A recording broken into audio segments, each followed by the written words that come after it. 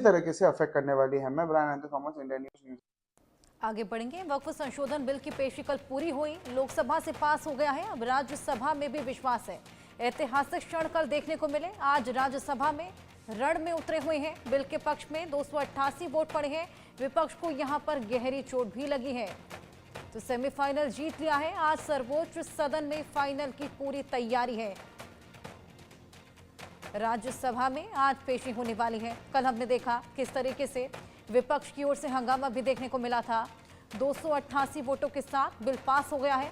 ऐतिहासिक क्षण कल देखने को मिला और आज राज्यसभा में देखना होगा कितना हंगामा देखने को मिलता है। वक्फ संशोधन बिल पर सोनिया गांधी का बयान भी सामने आया है।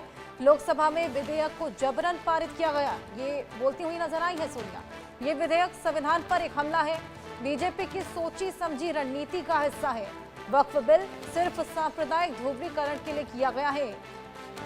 तो वक्फ बिल जिसको लेकर विपक्षी दल आवाज उठाते हुए शुरुआत से ही नजर आए, ऐसे में अब सोनिया गांधी का बयान इस पर सामने आया है। बिल पेश होने के बाद वो बोलती हैं ये विधेयक संविधान पर एक हमला है, विधेयक बीजेपी की सोची समझी रणनीति के तहत किया गया है। वक्फ बिल सिर्फ सांप्रदायिक ध्रुवीकरण के लिए किया गया। तमाम रिएक्शंस हमने देखा सामने आए। ऐसे में तमाम लोग जो कि बिल के फॉर्म में थे, कुछ अगेंस्ट में थे। शुरुआत से ही प्रोटेस्ट इस बिल को देखने को मिला था और उसके बाद कल जब बिल की पेशी हुई, देर रात तक की पेशी चली, जिसके बाद 288 वोट इसके पक्ष में पड़े हैं और अब भी विपक्षी दल लगातार अपनी कमर कसे हुए हैं बिल के विरोध में। हमने देखा किस तरीके से ओवैसी ने भी बिल फाड़ दिया था, जिसके बाद बीजेपी लगातार हमलावर नजर आई थी। आज राज्यसभा में भी बिल की पेशी होने वाली है। सेमीफाइनल तो जीत ही लिया है। आज सर्वोच्च सदन में फाइनल की भी तैयारी है। 1 बजे राज्यसभा में बिल पेश किया जाएगा। आज राज्यसभा में वक्फ संशोधन बिल पेश होने वाला है। सर्वोच्च सदन में सरकार की बड़ी अग्नि परीक्षा होगी। दोपहर 1 बजे राज्यसभा में बिल पेश किया जाएगा। करीब 12 घंटे चर्चा के बाद लोकसभा से ये बिल पास हुआ है। विधेयक के पक्ष में 288 वोट पड़े, वहीं विरोध में 232 वोट पड़े। विपक्ष का कड़ा विरोध लगातार जारी। ओवैसी ने आपको बताएं बिल की कॉपी भी कल फाड़ दी थी, जिसके बाद बीजेपी लगातार हमलावर नजर आई थी। लोकसभा से वक्फ बिल पास हो चुका है और राज्यसभा में आने वाला है। इस पर हमारे साथ बातचीत करने के लिए बीजेपी के सांसद संजय जायसवाल हैं। संजय जी, लोकसभा से पास हो चुका है, लेकिन राहुल गांधी ने टारगेट करते हुए कहा है कि ये मुसलमानों को टारगेट करने के लिए बीजेपी और आरएसएस की साजिश थी और अब भविष्य में जो है सो दूसरे समुदाय को टारगेट किया जाएगा। पहले तो राहुल गांधी को यह बताना चाहिए कि रोज वह रुदाली करते हैं कि उनको बोलने नहीं दिया जाता है।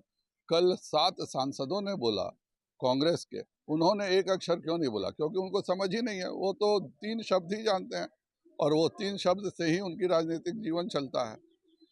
कल एक बहुत अच्छी चर्चा हुई, सभी ने अच्छे से बोला, लेकिन जो इशू है कि आज 37 लाख एकड़ से ज़्यादा जमीन होने के बावजूद महज 163 करोड़ की कमाई क्यों है? इसको जब 2029 में इसी संपत्ति से 10,000 करोड़ से ज़्यादा की कमाई गरीब मुसलमानों में बांटी जाएगी तो इनकी राजनीतिक दुकानदारी बंद हो जाएगी। आज तक वक्फ बोर्ड में क्यों यह कानून नहीं था कि भाई वक्फ जिस चीज़ के लिए होता है वह काम में लगना चाहिए? क्यों किसी गरीब मुसलमान को, किसी मुस्लिम बेवा महिला को, किसी अनाथ बच्चे को 1 रुपए की मदद आज तक वक्फ बोर्ड ने नहीं किया है? इसका भी हिसाब देना पड़ेगा। यह भी हिसाब देना पड़ेगा कि 1913 से 2013 तक 17 लाख एकड़ की संपत्ति वक्फ बोर्ड के पास थी।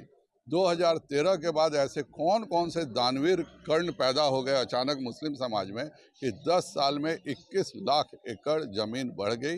यह एक बहुत बड़ी साजिश थी जिसको इस बिल को पास करके इसको तोड़ दिया गया है। आप खुद बताइए ना, हमने अजीम प्रेम जी से सुना कि उन्होंने कोई सैकड़ों हजारों एकड़ जमीन दान की है, न शाहरुख खान से, न सलमान खान से, किसी बड़े मुसलमान से कभी हम लोगों ने नहीं सुना कि पिछले 10 साल में कोई बड़ी जमीन उन्होंने वक्फ की हो। तो यह अचानक 21 लाख एकड़ जमीन 10 साल में कैसे बढ़ गई? अभी तक जो हुआ सो हुआ, आगे इस तरह की धांधली और इस तरह के घोटाले नहीं होंगे। यह गृह मंत्री जी ने बिल्कुल साफ शब्दों में बताया है और यही इन लोग को चुभ रहा है कि अगर यह कानून चलता रहता तो हम धीरे धीरे पूरे हिंदुस्तान को वक्फ घोषित कर देते। क्योंकि राहुल गांधी कह रहे हैं कि अनुच्छेद 25 धार्मिक स्वतंत्रता के अधिकार का हनन है। उनको जाके अपने परनाना से पूछना चाहिए ना। कानून तो जवाहरलाल नेहरू ने 1953 में बनाया था, वो भी एक प्राइवेट मेंबर बिल के लिए बनाया था। एक प्राइवेट व्यक्ति ने प्राइवेट मेंबर बिल लाया और उस पर उनके नाना ने बना दिया, तो सबसे बड़े दोषी उनके नाना हैं, जिसके लिए उनको मुसलमानों से माफ़ी मांगनी चाहिए। उसके बाद उनके दोषी उनकी माँ है, जिन्होंने नानी है, जिन्होंने कानून